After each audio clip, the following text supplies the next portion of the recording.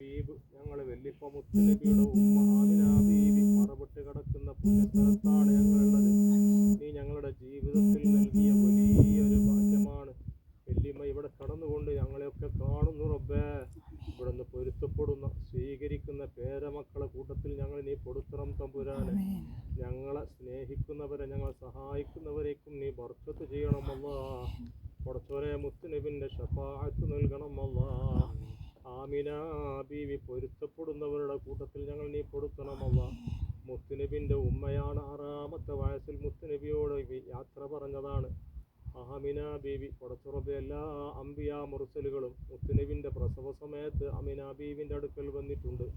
ഓരോരോ പ്രവാചകന്മാരും അവിടുത്തെ ആശ്വസിപ്പിച്ചതായി സമാധാനിപ്പിച്ചതായി ഹദീസുകളിൽ ഞങ്ങൾ കണ്ടിട്ടുണ്ട്. റബ്ബേ, ആമിന ബീവി എത്ര വലിയ ഭാഗ്യവതിയാണ്. ഞങ്ങളെ വലിയ ആമിന ബീവിയുടെ പൊരുത്തും ഞങ്ങൾക്ക് കൊണ്ട് റബ്ബേ. അവിടത്തോടുള്ള മഹബത്തിന്റെ ബർക്കത്ത് കൊണ്ട് ഞങ്ങൾ നീ രക്ഷപ്പെടുത്തണം തമ്പുരാന്.